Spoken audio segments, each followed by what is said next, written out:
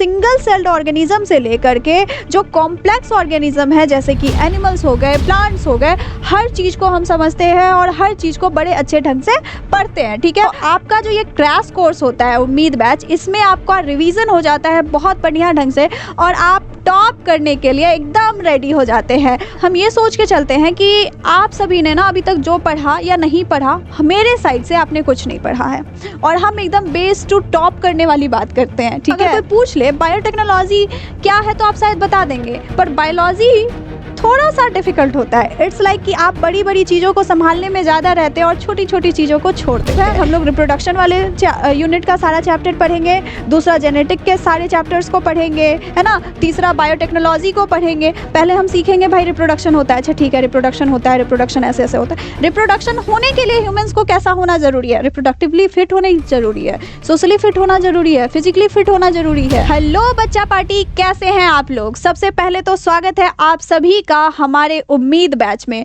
और आप सभी को पता ही है कि उम्मीद बैच बस इसीलिए बनाई जाती है ताकि वो बच्चे जो अभी तक सोच रहे थे कि नहीं हमने कुछ पढ़ाई लिखाई नहीं करी है, आगे क्या करेंगे, तो उन्हें भी इस चीज़ की फिक्र ना हो और वो अच्छा से अच्छा नंबर स्कोर कर सके और बेहतर से बेहतर अपना रिजल्ट ला सके, है ना। दूसरी चीज़ है कि सिर्फ उन्हीं बच्चों के लिए नहीं है, उन बच्चों के लिए भी है जिन्होंने पूरा साल बहुत मेहनत से, पूरे साल बहुत मेहनत करे हैं। बट इसके बाद आता है रिवीजन की बात, है ना। रिवीजन की बात, तो आपका जो ये क्रैश कोर्स होता है उम्मीद बैच, इसमें आपका रिवीजन हो जाता है बहुत बढ़िया ढंग से और आप टॉप करने के लिए एकदम रेडी हो जाते हैं। और आप नहीं करेंगे टॉप तो कौन करेगा? चलिए हम लोग मिल करके इस बैच को भी बहुत बढ़िया बनाते हैं, बहुत अच्छा बनाते हैं और जितना ज़्यादा से ज़्यादा चीज़ हम सीख सकते हैं वो सब हम सीखने की कोशिश करेंगे।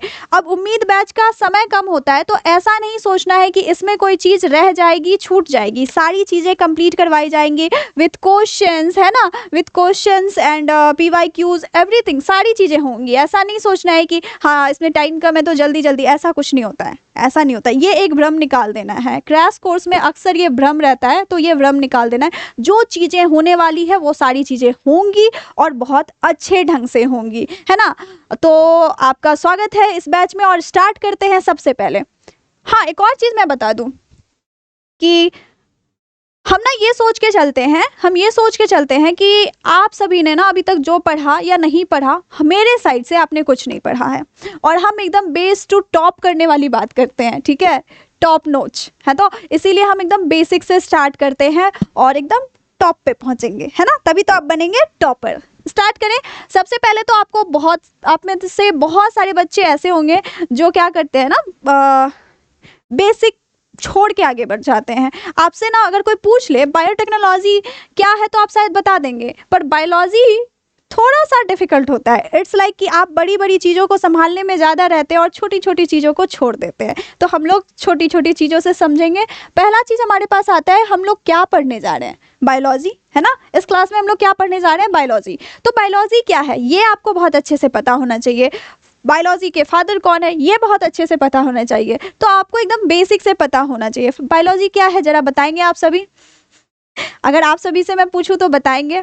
हाँ, तो आपने जो सोचा बिल्कुल सही सोचा है। बायोलॉजी क्या है? जिसमें कि आप लाइफ फॉर्म्स को पढ़ते हैं, है ना। बायो मतलब लाइफ और लॉजी जो है लोगस वर्ड से आया है जिसका कि मतलब है स्टडी। तो बायोलॉजी में आप लाइफ फॉर्म्स को बड़े अच्छे ढंग से, बड़े अच्छे तरीके से, अच्छे से समझते हैं। तो हम पढ़ते हैं, ठीक है। Biology is the scientific study of life encompassing all living organisms from microscopic single celled creatures to complex plants and animals।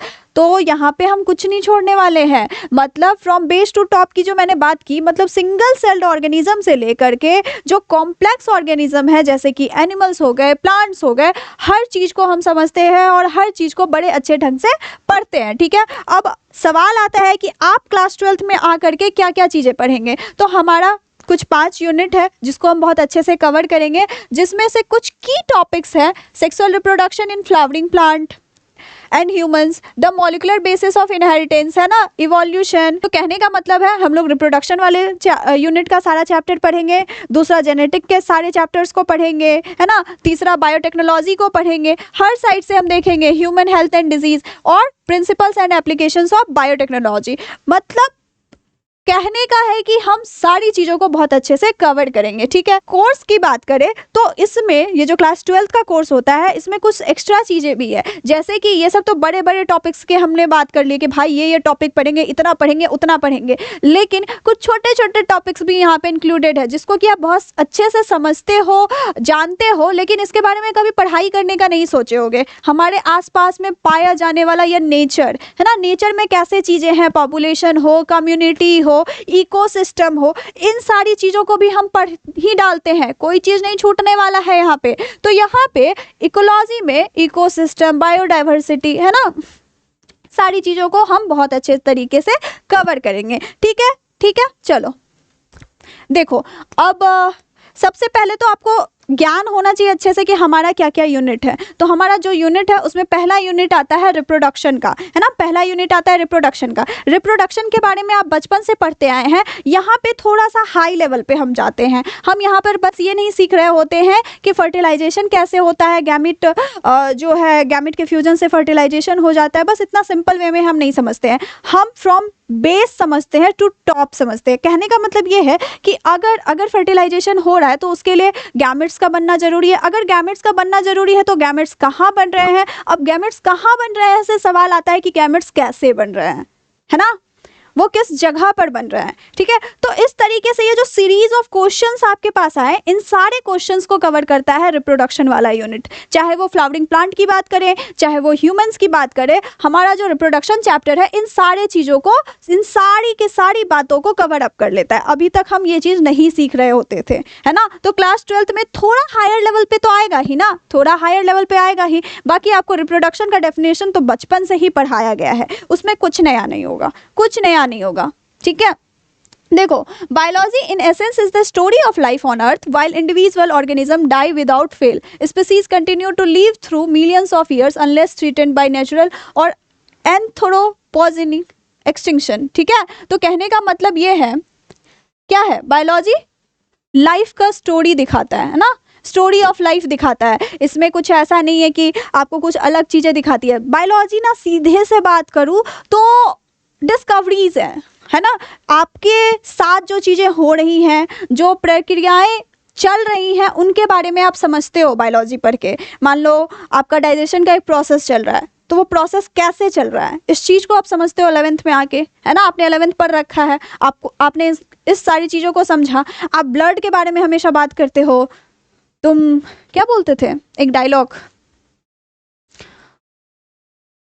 अभी मुझे याद नहीं आ रहा है वो डायलॉग, बट खून के बारे में तो इन जनरल ब्लड के बारे में तो बात करते ही हूँ। तो ब्लड में क्या क्या चीज़ें हैं इसके बारे में आपने 11th में पढ़ा होगा, है ना। तो कहने का मतलब है कि आप 11th 12th में आकर के ना हायर क्लासेस में जब आते हो तो इसके सिर्फ ऊपर ऊपर से नहीं पढ़ते हो, तब इसको खोल खोल के, है ना, खोल खोल के एक एक लेयर देखते हो। इट्स लाइक पत्ता गोभी, है ना, इट्स लाइक पत्ता गोभी। पत्ता गोभी में क्या होता है, आप सिर्फ ऊपर से एक लेयर नहीं हटा सकते, उसको लेयर बाय लेयर हटाते जाओ तो बहुत सारे लेयर्स मिलते हैं। तो जब आप 12th में आते हो तो वो लेयर्स हटाने का काम कर रहे हो, है ना। जैसे रिप्रोडक्शन की हमने बात करी, तो रिप्रोडक्शन में क्या हुआ, पहले से आपको रिप्रोडक्शन का डेफिनेशन पता था, वहाँ पे fusion of male and female gamete पता था, ठीक है, लेकिन आपको ये नहीं पता था कि गैमेट का फॉर्मेशन कैसे कैसे कहाँ हो रहा है। पर ये सारी चीज़ें आप कहाँ पढ़ते हो, क्लास 12th में पढ़ते हो कि अच्छा पोलन ग्रेन शुरू से, अच्छा भाई पोलन ग्रेन तो मेल गैमेट है, नहीं, पोलन ग्रेन मेल गैमेट नहीं, मेल गैमेटोफाइट है, ठीक है, मेल गैमेट नहीं, मेल गैमेटोफाइट है। ये चीज़ें यहाँ आकर के समझ में आती हैं। तो कहने का मतलब ये है कि आप यहाँ पे उस लेयर्स को खोलते हो और आप हर एक चीज़ को बेस से समझते हो, और भी क्या चीज़ें हम जान सकते हैं, इन सारी चीज़ों पर काम करते हो क्लास 12th में, ठीक है। अब रही बात, तो हमारे जो इस अर्थ पे है सबसे ज़्यादा ज़रूरी एक प्रोसेस है, वो है रिप्रोडक्शन। और वो इसलिए ज़रूरी है क्योंकि अगर रिप्रोडक्शन बंद हो गया तो कंटिन्यूटी बंद हो जाएगा। स्पीसीज़ की जो कंटिन्यूटी इस अर्थ पे बनी रहे, इसके लिए रिप्रोडक्शन वो प्रोसेस है, वो ज़रूरी है। अच्छा ठीक है, ये ज़रूरी है, तो इसके लिए भी तो बहुत सारी चीज़ें ज़रूरी है। बॉडी फिट रहे, है ना, सोशली फिट रहे, फिजिकली फिट रहे, हर तरीके से फिट रहता है तब भी रिप्रोडक्टिवली फिट रहेगा, और रिप्रोडक्टिवली भी फिट रहेगा तभी रिप्रोडक्शन होगा, है ना। तो ये सब हम कहाँ पढ़ेंगे फिर, हेल्थ वाले चैप्टर में, है ना, हेल्थ वाले चैप्टर में सारी चीज़ें एक दूसरे से रिलेट कर जाती हैं, है ना। पहले हम सीखेंगे भाई रिप्रोडक्शन होता है, अच्छा ठीक है रिप्रोडक्शन होता है, रिप्रोडक्शन ऐसे ऐसे होता है। रिप्रोडक्शन होने के लिए ह्यूमंस को कैसा होना जरूरी है, रिप्रोडक्टिवली फिट होना जरूरी है, सोशली फिट होना जरूरी है, फिजिकली फिट होना जरूरी है ना। तभी तभी तो कहने का मतलब ये जुड़ गया कहाँ से, ह्यूमन हेल्थ एंड डिजीज से, रिप्रोडक्टिव हेल्थ से जुड़ गया, है ना, रिप्रोडक्टिव हेल्थ से जुड़ गया, बहुत अच्छी बात है। Reproduction becomes a vital process without which species can not survive for long. Each individual leaves its progeny by asexual or sexual means. Reproduction दो टाइप का होता है, आपको पता है, एसेक्सुअल रिप्रोडक्शन, सेक्सुअल रिप्रोडक्शन। यहीं पे एक सवाल आ जाता है कि कौन सा रिप्रोडक्शन को हम बेटर मानते हैं। अगर कंसिडर करने की बात आए तो सेक्सुअल रिप्रोडक्शन को हम बेटर मानते हैं। क्यों बेटर मानते हैं, क्योंकि यहाँ से वेरिएशन मिलता है हमको, है ना, वेरिएशन मिलता है, और वेरिएशन हमारे लिए बहुत ज़रूरी है ना। ये बायोडाइवर्सिटी के बारे में जो हम देख रहे हैं ये सब किसके वजह से है, वेरिएशन के वजह से है, ठीक है, बहुत अच्छी बात है। देखो सेम चीज यहाँ लिखा हुआ है, sexual mode of reproduction enables creation of new variant so that survival advantage is enhanced, है ना। मतलब जो ये सर्वाइवल रेट है, नए नए ऑर्गेनिज्म का आना है, इवोल्यूशन होना है, ये सब किसके वजह से है, किसके वजह से है, सेक्सुअल रिप्रोडक्शन की वजह से। बहुत बढ़िया। This unit examines the general principles underlying reproductive process in living organism and then explains the details of this process in flowering plants and humans as easy to relate representative examples, है ना। इस unit में हम flowering plants में, humans में सारी चीज़ें देखेंगे कि कैसे ये प्रोसेसेस हो रहे हैं, ठीक है। A related perspective on human reproductive health and how reproductive ill health can be avoided is also presented to complete our understanding of biology of reproduction, ठीक है। अब सीधी सी बात कहें कि अगर हमने रिप्रोडक्शन के बारे में सारी चीज़ें पढ़ ली और यही हम नहीं समझ पाए कि ये कितना ज़रूरी है और कितना अवॉइड किया जा रहा है, तो फिर कोई फ़ायदा नहीं बचेगा ना। तो इस यूनिट में ना हम ये भी पढ़ेंगे कि कितना ज़्यादा रिप्रोडक्टिव हेल्थ हमारा फिट हो, ये ज़रूरी है, समझ रहे हो। मतलब कि इसको बहुत ज़्यादा अवॉइड किया जाता है और इसको बहुत अलग तरीके से ट्रीट किया जाता है हमारे सोसाइटी में, और यही रीज़न है कि बहुत ज़्यादा ज़रूरी है रिप्रोडक्शन का इंक्लूड होना आपके सिलेबस में। अगर आप पढ़ोगे, आप समझोगे, आपकी लिटरेसी रेट अच्छी रहती है ना, एक सोसाइटी की, तो वहाँ पे इन चीज़ों पर ध्यान रखा जाता है, ध्यान दिया जाता है, ठीक है, ध्यान दिया जाता है। और इस सब के बाद क्या होगा, एक रिप्रोडक्टिवली फिट सोसाइटी बनेगी, है ना, एक रिप्रोडक्टिवली फिट सोसाइटी बनेगी, ठीक है, ठीक है। चलो नेक्स्ट हमारा यूनिट आ जाता है जेनेटिक एंड इवोल्यूशन। हाँ, इससे पहले मैं बता दूं, रिप्रोडक्शन में हमें एक चैप्टर अगर रिमूव्ड है, इसके अलावा भी बात करूं तो 3 चैप्टर्स हैं, ठीक है। ऐसे चारों का नाम है reproduction in organism, sexual reproduction in flowering plant, है ना। उसके बाद हम लोग पढ़ेंगे रिप्रोडक्शन इन ह्यूमंस, फिर आपका रिप्रोडक्टिव हेल्थ। ये सारे चैप्टर्स हैं जो कि हमें कवर करने हैं, ठीक है। चलो नेक्स्ट है जेनेटिक एंड इवोल्यूशन। अच्छा, जेनेटिक और इवोल्यूशन की बात जब आती है तो आप नाम से ही यहाँ भी मतलब समझ जाते हो, और हम हमेशा कहते हैं पहले नाम को समझो फिर काम करना, है ना, पहले नाम को समझो फिर आगे जाओ। और बायोलॉजी में तो नाम ही आपको आधी चीज़ें आधे मतलब समझा कर चला जाता है। जेनेटिक्स मतलब जीन के बारे में कोई तो बात हो रही है, इवोल्यूशन मतलब ऑर्गेनिज्म कैसे धीरे धीरे चेंजेस करके फाइनली आज आप ह्यूमंस देख पा रहे हो ह्यूमंस को, या फिर रेप्टाइल्स बना होगा तो कैसे बना होगा, क्योंकि शुरुआत में जैसे कि आपको पता है कि ऐसा कोई अर्थ तो एग्जिस्ट करता ही नहीं था।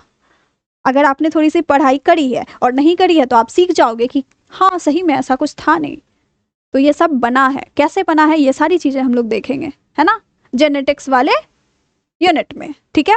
और यहाँ पे हम देखेंगे कि कैसे कैसे जीन क्या क्या चीज़ों का बना हुआ है, जीन कैसे काम करता है, ये सारी चीज़ों को समझेंगे, ठीक है, ये सारी चीज़ों को समझेंगे, और कैसे जीन में थोड़ा सा चेंजेस आने के बाद क्या चेंजेस हो सकता है, समझ रहे हो, ठीक है। Genetics is the study of heredity and how traits are passed from parents to offspring through genes, ठीक है। हम लोग जेनेटिक्स में समझते हैं, कैसे कह देते हो, दया जरा इसका DNA टेस्ट करवाओ, है ना, किससे करवाओ, डॉक्टर सालुंके से, है ना। इधर ही हम जस्ट नाम याद करवाएं, ठीक है, मतलब मुझे खुद याद नहीं था तो बच्चों से पूछे तो लोग मेरे को नाम याद दिलाया। CID में देखते थे ना कि जरा इसका DNA टेस्ट करवाओ, तो कई बार ऐसे चांसेस हो जाते हैं, है ना, जब DNA टेस्ट करवाया जाता है। क्यों करवाया जाता है, क्योंकि आपको पता है वो जीन पास ऑन हुआ है तो वो मैच करेगा, ठीक है, मैच करेगा। प्लस DNA से अगर हमको ये चेक करना होगा पेरेंट्स और ऑफस्प्रिंग का। इसके अलावा भी है, अगर इंडिविजुअली भी चेक करना चाहें तो किसी और सैंपल से चेक करके बताया जा सकता है कि ये डीएनए मैच कर रहा है पर्टिकुलर पर्सन का या फिर नहीं कर रहा है, जो कि कई मर्डर केसेस में यूज होता है। ठीक है, तो ये सारी चीज़ें हम लोग पढ़ेंगे ना जेनेटिक्स में। ठीक है, DNA that determine characteristics like eye colour, height etcetera, variation in genes lead to differences among individuals, है ना। तो डीएनए क्या है, डिटरमाइन करता है हमारा आई कलर कैसा होगा, हमारा हाइट कैसा होगा, हम दिखने में कैसे होंगे, कितने चेंजेस हम में होने वाले हैं, ये सारी चीज़ें डिटरमाइन करता है। साथ में जो वेरिएशन होगा जीन्स में, उसी की वजह से लोग अलग अलग दिखते हैं। अगर वेरिएशन नहीं होता है, जो कभी कभी आपने नहीं सुना है कि दुनिया में 7 लोग एक जैसे होते हैं, तो हो सकता है उसके जीन में ना वेरिएशन नहीं होगा इसी वजह से, और वो मैच कर रहा होगा बहुत ज़्यादा, इसी वजह से वो नहीं दिख रहा है। तो कहने का मतलब है जीन में वेरिएशन होता है, इसी की वजह से हम सब एक दूसरे से अलग दिखते हैं, थोड़े थोड़े डिफरेंट करके। सब तो डिफरेंट ही दिखते हैं, है ना, डिफरेंट ही दिखते हैं।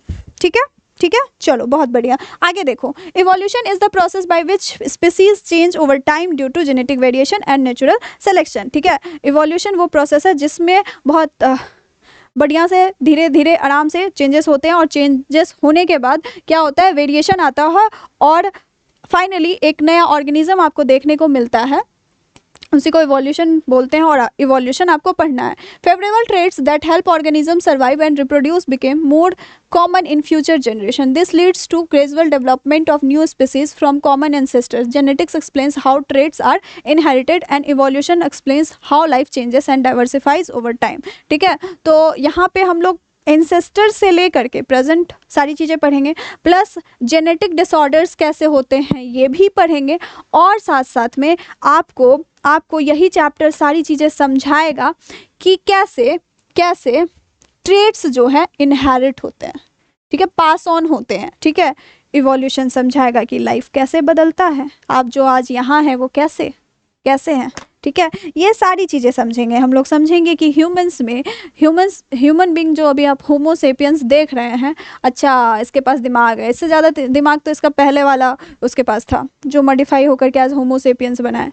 उसके पास कितना था, उसके पास कितना ही था, अरे नहीं वो हमसे ज़्यादा तेज था। ये सब सीखेंगे यहाँ पे। ठीक है, ठीक है,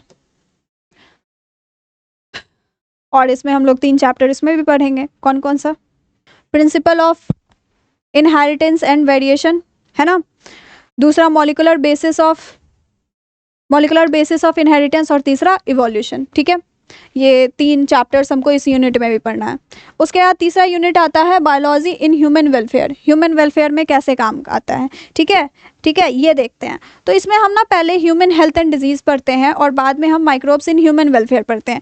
अच्छा, तो इसमें क्या कर रहे हैं, इसमें कुछ नहीं कर रहे हैं, किसी ऑर्गेनिज्म का हम पहले बहुत बुराई कर देते हैं, तो अब लगता है कि इसको बुरा ना लग जाए तो थोड़ा तारीफ भी कर देते हैं। ठीक है, तो पहले हम ना माइक्रोब्स को एज ए पैथोजन यूज कर रहे हैं। कोई भी माइक्रो ऑर्गेनिज्म है, बैक्टीरिया, इस सब फंगस, ये सब को हम क्या कह रहे हैं, भाई बहुत बुरा है, बहुत बुरा है, डिजीज कर देता है। ठीक है, मतलब पूरा ह्यूमन हेल्थ एंड डिजीज में हम लोग जम के बुराई करते हैं उसकी, फिर लगता है अच्छा बुरा ना मान जाए, थोड़ी सी तारीफ कर देते हैं। ठीक है, तो वहाँ पे हम क्या पढ़ते हैं वहाँ पे हम लोग microbes in human welfare. Human welfare में कैसे माइक्रोब्स काम आता है, और ये सिर्फ और सिर्फ क्या कहते हैं, कहने के लिए नहीं है, बट सही में माइक्रो ऑर्गेनिजम्स जो है हमारे यूज़ में बहुत ज़्यादा आता है। सो हमें उनके लिए थैंकफुल होना चाहिए कि उनके वजह से हमें ऐसे ऐसे प्रोडक्ट्स मिल पा रहे हैं जिसके वजह से हम सर्वाइव कर पा रहे हैं। जैसे कि एंटीबायोटिक्स बहुत बड़ा एक नाम आपको सुनने को मिल सकता है। ठीक है, अब मान लो ठीक है, बियर, वाइन, बिस्की, ये सब विस्की बोल दे ना, विस्की, ठीक है, ये सब ना भी मिले तो चलेगा, बट एंटीबायोटिक्स क्या आप इमेजिन कर सकते हैं अपना लाइफ आज एंटीबायोटिक्स के बिना? बताओ, नहीं कर सकते हो। ठीक है, तो वो भी तो माइक्रोब्स की वजह से आपके पास है। तो इसीलिए हम लोग इस यूनिट में हम लोग यही सारी चीज़ें सीखते हैं। ह्यूमन वेलफेयर में क्या क्या चीज़ें हो रही हैं, और ह्यूमन हेल्थ एंड डिजीज़ में हम लोग सीखते हैं कि अगर कोई बीमारी है तो वो कैसे हो रही है, कैसे ट्रांसमिट हो रही है। ठीक है, कॉमन डिजीज़ के बारे में हम लोग पढ़ते हैं, अच्छा ट्रांसमिट ऐसे हो रही है, इससे बचा कैसे जा सकता है ना, इसका टेस्ट कैसे करवाया जा सकता है, ये सारी चीज़ें। जैसे एग्जाम्पल ले टाइफॉइड का, टाइफॉइड किसकी वजह से हो रहा है, सैल्मोनेला टाइफी, अच्छा इस बैक्टीरिया की वजह से हो रहा है, यही गुनहगार है। अच्छा ठीक है, कैसे हो रहा है, कंटामिनेटेड फूड और वाटर की वजह से। अच्छा मतलब हम लोग फास्ट फूड खाना बंद कर देंगे तो हमको ये बीमारी नहीं होगा? नहीं हो सकता है, अगर आपका घर का पानी भी अच्छा नहीं है तो वहाँ से भी हो सकता है। लेकिन हाँ, बाहर आपको ये ज़्यादा देखने को मिलेगा, क्योंकि बाहर आप जाते हो, जो खाना पीना आप खाते हो उसमें उतना हाइजीन मेंटेन करके आपको खाना नहीं खिलाया जाता है। तो वो कोई भी जगह हो, चाहे वो रेस्टोरेंट है या फिर आपको क्या कहते हैं होटल्स हैं या फिर कोई स्टॉल है, तो वो उतना ही मैनेज कर पाता है जितना वो मैनेज कर सकता है, ठीक है। इसलिए उस पर बहुत ज़्यादा डिपेंडेंसी नहीं हो सकती। अच्छा, कैसे इसको पता करेंगे? विडाल टेस्ट के थ्रू। अच्छा, सही है बोल रहा था डॉक्टर, किताबों में लिखा हुआ है नहीं। डॉक्टर हमेशा सही ही बोलते हैं। पहली गलतफहमी जो आपके अंदर आती है ना कि डॉक्टर के पास गए ना तो ये भी टेस्ट करवा दिए, वो भी टेस्ट करवा दिए। अरे वो टेस्ट इसलिए करवाते हैं ताकि जब वो आपको मेडिसिन प्रिस्क्राइब करे तो ऐसा नहीं हो कि आपको किसी चीज़ से एलर्जी हो या किसी चीज़ प्रॉब्लम हो तो आपको वो मेडिसिन, क्योंकि हर मेडिसिन का ना एक फ़ायदा और एक घाटा होता ही है इन जनरल, ठीक है। जो भी आप ये जनरल मेडिसिन यूज़ कर रहे हो उसके बारे में हम बता रहे हैं, ठीक है। अब देखो, biology in human welfare plays a vital role in improving human life and society, है ना। ह्यूमन वेलफेयर में अगर हम बात करें तो ये बहुत वाइटल रोल प्ले कर रहा है, ठीक है। चाहे हमारे लाइफ को ग्रो करने की बात करें या फिर सोसाइटी को ग्रो करने की बात करें, health and medicine, understanding disease, developing vaccines, है ना, antibiotics and treatments through microbiology and biotechnology, है ना। इन सब के हेल्प से हम कैसे इम्प्रूव कर सकते हैं, तो ये हमको बायोलॉजी सिखा रहा है, ठीक है। एग्रीकल्चर हो गया, फूड प्रोडक्शन हो गया, इन्वायरमेंटल प्रोटेक्शन हो गया, enhancing crop and pest resistance and food quality using techniques like hybridization, genetic modification, food production, use of microbes in making bread, cheese, curd, alcohol, fermented products, है ना। Environmental protection, bioremediation, waste management and sustainable development through ecological knowledge, ठीक है। तो कहने का मतलब है कि फूड प्रोडक्शन, हम थोड़ी देर पहले बेवरेजेस के बारे में बात किए, इसके अलावा ब्रेड हो गया, है ना, चीज हो गया, इन सब में माइक्रोब्स का यूज होता है, ठीक है, ठीक है। चलो, बायोलॉजी हेल्प करता है हमें हमारे हेल्थ को मेंटेन करने के लिए, फूड प्रोडक्शन को इंक्रीज कैसे कर सकते हैं, नेचर को कैसे कंजर्व कर सकते हैं, है ना, क्वालिटी ऑफ लाइफ कैसे इम्प्रूव कर सकते हैं। नेक्स्ट हमारा यूनिट है बायोटेक्नोलॉजी। नेक्स्ट यूनिट है हमारा बायोटेक्नोलॉजी। तो बायोटेक्नोलॉजी में ना हम लाइफ टेक्ने मतलब स्किल, आर्ट कह सकते हो, और लॉजी मतलब स्टडी। तो हम इसको दो तरीके से देख सकते हैं। एक तो हम टेक्नोलॉजी और लाइफ को एक साथ लाते हैं, मतलब लिविंग ऑर्गेनिजम्स को, या दूसरे तरीके से देख सकते हो कि हम लोग अपना एक स्किल लेकर के आते हैं, लाइफ फॉर्म्स पर यूज करते हैं और स्टडी करते हैं और कुछ नया प्रोडक्ट बनाते हैं, है ना, कुछ नया प्रोडक्ट बनाते हैं।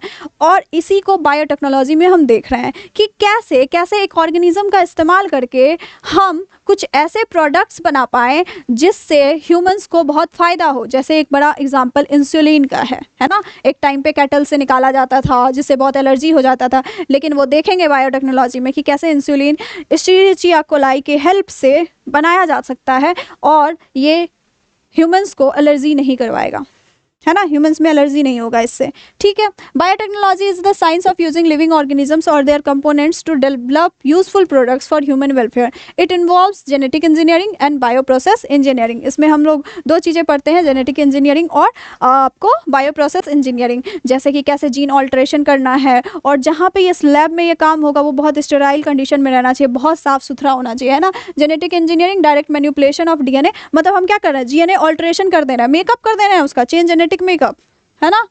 एग्जाम्पल मेकिंग इंसुलिन, ये है। Using bioreactors to grow organism under controlled condition for large scale production, है ना। कंट्रोल कंडीशन में मतलब पूरा साफ सुथरा, सब कुछ बहुत बढ़िया होना चाहिए, कुछ भी इधर उधर नहीं होना चाहिए, ठीक है। हमारा लास्ट यूनिट है इकोलॉजी, है ना। इकोलॉजी में हम देखते हैं कि सराउंडिंग में कैसे चीज़ें हैं, नेचर कैसा है और नेचर में क्या क्या चीज़ें हैं, चाहे वो पॉपुलेशन की बात हो, चाहे वो कम्युनिटी की बात हो, चाहे वो स्पीसीज़ की बात हो, मतलब फ्रॉम बेस टू टॉप हम सारी चीज़ों को समझते हैं, है ना। फ्रॉम बेस टू टॉप हम सारी चीज़ों को समझते हैं, ठीक है। और इसमें भी हमारा 3-4 चैप्टर है जिसको हमें बहुत अच्छे ढंग से पढ़ना है। Ecology studies the relationships between living beings and there surroundings, focusing on balance, interaction, environmental protection, है ना। इसमें हम सारी चीज़ें देख लेते हैं, अपने सराउंडिंग में जो नेचर मिल रहा है उस नेचर में क्या क्या चीज़ें हो रही हैं, इन सब को समझते हैं। कौन सा ऑर्गेनिज्म किसी के साथ मिल करके काम कर रहा है या फिर किसी के अगेंस्ट काम कर रहा है, ये सारी चीज़ों को भी समझते हैं ना हम स्पीसीज़ के तौर पे, समझ रहे हो। तो बायोलॉजी में ना हम लोग क्लास 12th की बायोलॉजी में हर साइड से देख लेते हैं। रिप्रोडक्शन देख लिए, बायोटेक्नोलॉजी देख लिए, इकोलॉजी देख लिए, जेनेटिक्स देख लिए, है ना। आपको माइक्रोब्स कैसे ह्यूमन वेलफेयर में काम कर रहा है और कैसे वो पैथोजेन बन जा रहा है, ये सारी चीज़ें हम लोग देख लिए। और हमारा पूरा क्लास 12th ना हमें हर साइड दिखा देता है अपने नेचर का, है ना। क्लास 12th बायोलॉजी हमारा हर साइड दिखाता है नेचर का। तो इसी के साथ हमारा आज का पहला ये वीडियो ख़त्म होता है। बाकी मुझे पूरी उम्मीद है कि हम आप सभी के साथ इस उम्मीद बैच में उम्मीद बनकर आएंगे और खूब भौकाल मचाएंगे, वो तो आपको रिजल्ट ही बताएगा। तो जुड़िए इसी के साथ हमारे इस एजुकेशन बाबा प्लेटफॉर्म पे, ठीक है।